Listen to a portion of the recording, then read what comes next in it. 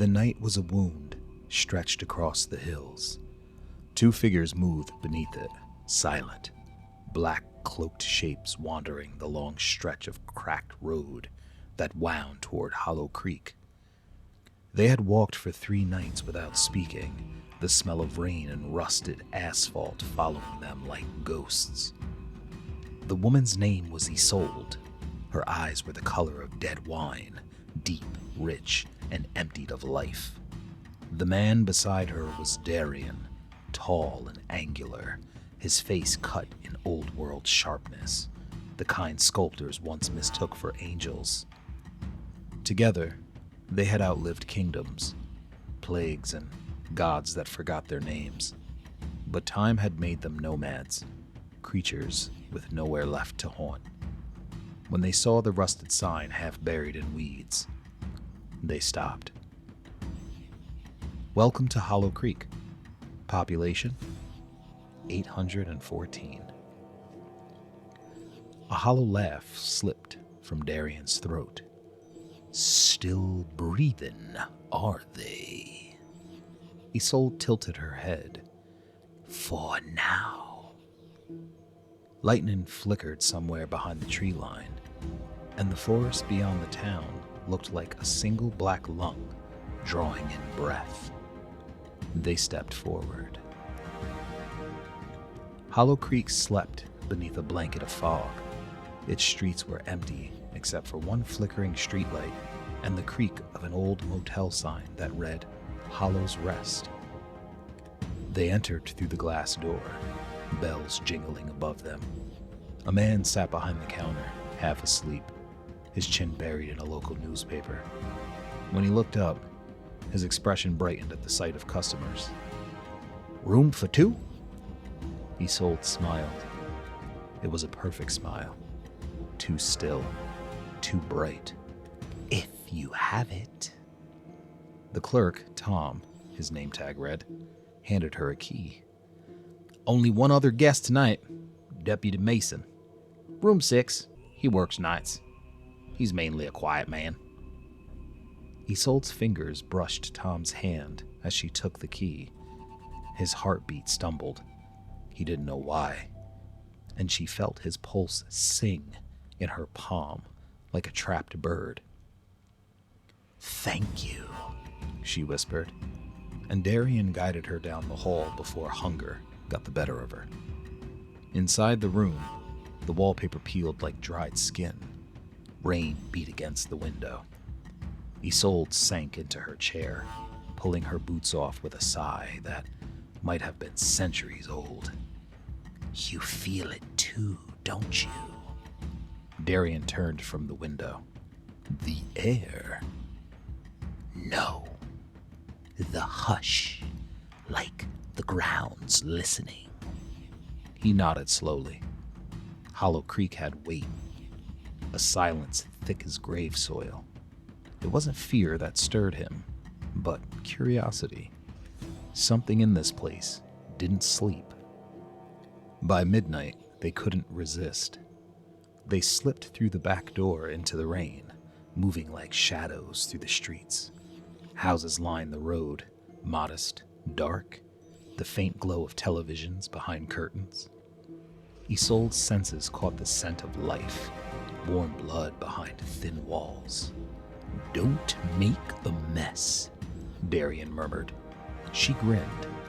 When do I ever? Minutes later, a window slid open with a whisper. Inside, a man snored softly, his arm draped over a woman's waist. Isolde hovered above them, fangs glinting in the blue TV glow. She lowered herself carefully, almost reverently, and pressed her lips against the man's neck. Warmth flooded her mouth. His life was salt and iron and memory. But halfway through, she stopped. A cold shiver rippled through her spine. Not guilt, but something stranger. She heard whispers, faint and distant, threading through the walls. Children crying, wind humming in a low voice, something calling from beneath the earth. She released him and stepped back, blood glistening on her lips.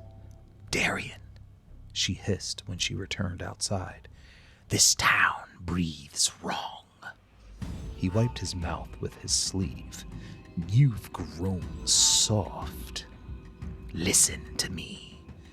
The air, it moved when I fed, like it wanted to swallow me." He frowned, glancing toward the forest.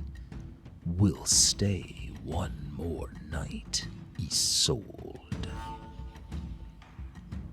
They found it by accident, a field stretched beyond the town's edges, where the mist clung thick to the ground, and the trees stood like silent witnesses. The moon was low, casting everything in silver. In the distance, a wooden fence surrounded a sagging barn. No animal stirred, no sound, except the whisper of tall grass. They crossed the field. Darian felt it first, a vibration beneath his boots, faint as a heartbeat. The earth trembled. A shape rose from the fog. Not a person, but a shimmer, like heat on desert sand, forming and then dissolving. "Do you see that?" he whispered. Isolde nodded, stepping closer. The air smelled like wet stone and iron. Suddenly, the shimmer vanished. Silence collapsed inward, and from somewhere deeper in the fog came a single whisper. "Do not stay past midnight." They both turned. No one there. Then the barn door creaked open on its own. Inside was nothing but dust and old tools, but Darian swore he saw faces in the wood, fleeting, watching him.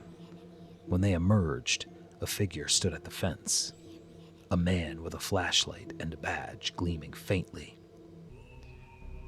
"Evening," he said. His voice was calm but edged. "You folks lost?" Isolde's smile was too sharp. "Just passing through." "Town's curfew's at midnight," he said. "Strangers tend to get hurt out here." Darian tilted his head, the corner of his mouth curling. "And you'd be?" "Oh, well, I'm Deputy Mason." The name hung in the fog like a warning. Mason studied them a moment longer, then tipped his hat. "Best head back to town." As he walked away, Isolde whispered, "He smells of gunpowder and old fear." "Leave him," Darian muttered. "He is not prey tonight." But even as they turned back, Mason glanced once over his shoulder, frowning into the dark. He couldn't explain why, but their eyes had felt ancient, older than the town itself. Back in their motel room, the mirror above the dresser had fogged over, not with breath, but with movement. Isolde leaned closer, tracing the glass with her fingertip. "It's us," she whispered. Their reflections shimmered faintly, edges blurring, as if something inside the glass was trying to pull them in. The fog shifted, and a different image formed. A forest, black and endless. The whispering field. And at its center, a pit of water reflecting the moon. Darian stepped beside her. "It's showing us something." Before either could react, the lights flickered. The mirror cracked. A voice came through, dry as dead leaves. "Feed, and you'll be mine." The words crawled through them like frost. Isolde clutched her temples. "Something here knows us. It knows what we are." Darian turned from the mirror, jaw tightening. "We leave at dawn." But dawn never came quietly in Hollow Creek. A scream shattered the stillness before sunrise. They found the clerk, Tom, sprawled in the lobby, throat torn open. But not by them. Darian crouched, examining the body. The blood smelled wrong, tainted, metallic, threaded with something that wasn't human. Another predator? Isolde asked. Or something worse?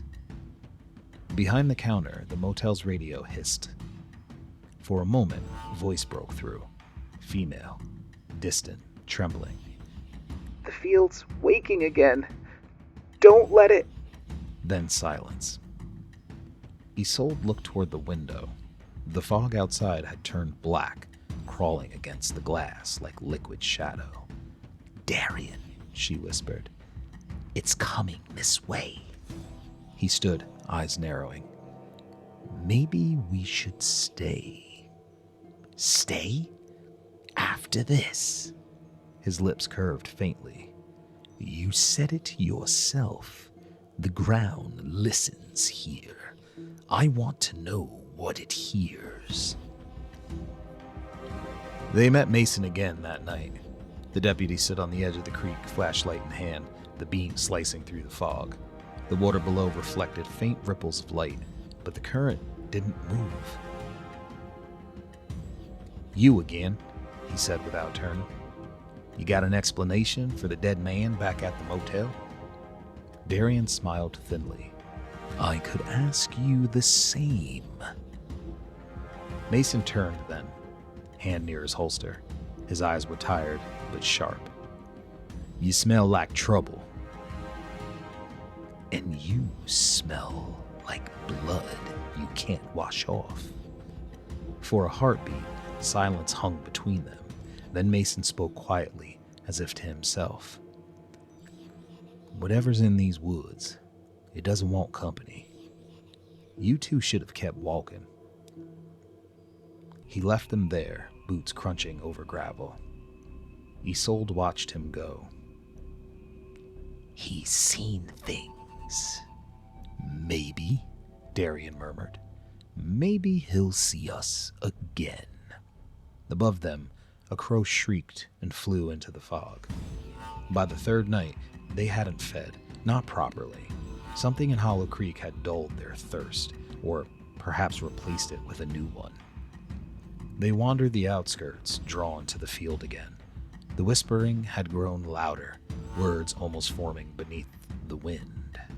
Stay with us. We'll give you warmth. Eternity. Isolde clutched her ears. It's the ground. It wants us to feed, to stay. Darian's voice was low, reverent. Maybe it's offering us sanctuary. No, it's binding us. They reached the barn again. Inside, the faces in the wood had changed, more distinct, mouths open as if screaming. The air buzzed with unseen life. Darian touched one of the faces carved by something unseen. The wood pulsed beneath his hand. A drop of blood slid from his fingertip into the grain. The barn groaned. The air thickened. Suddenly, visions flooded his mind. Children disappearing into the forest, the creek swallowing their reflections, the town burying the truth year after year. When he staggered back, Isolde caught him. What? What is it? What did you see? The town, he gasps. It's cursed, fed by something beneath us. Then we leave. But even as she spoke, the field whispered again, soft, seductive. You'll never leave. And the ground beneath them began to breathe.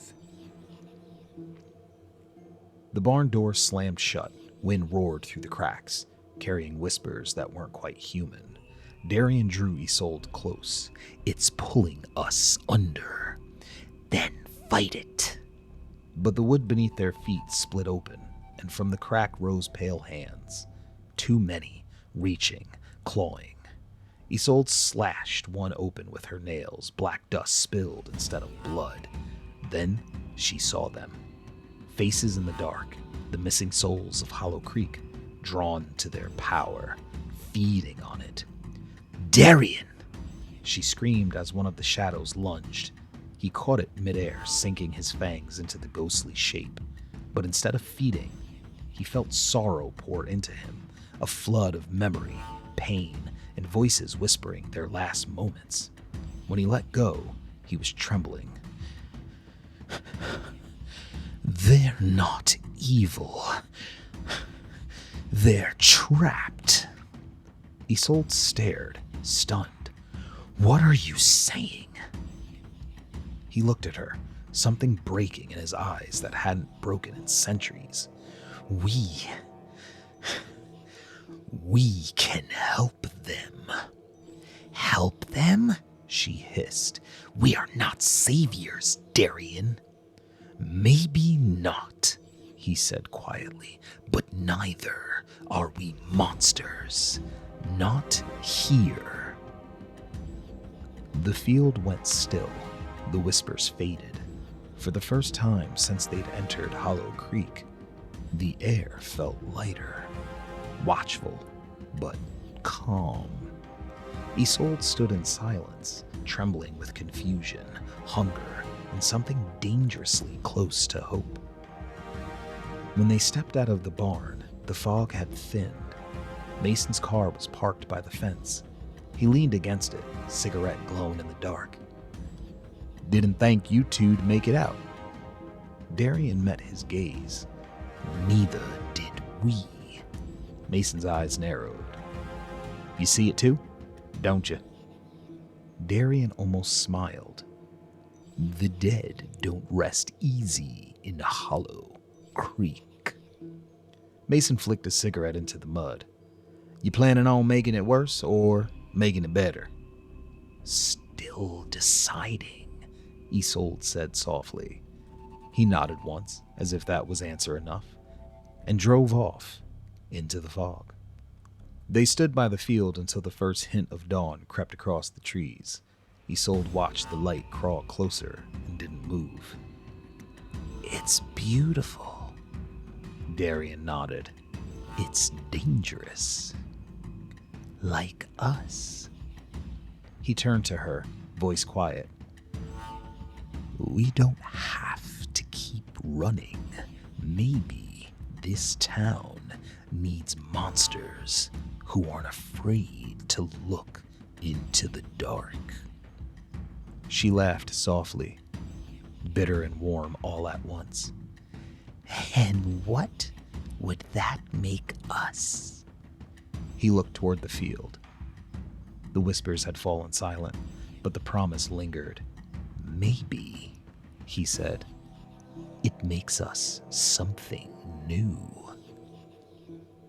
The sun rose, bleeding gold through the mist. For the first time in centuries, they didn't hide.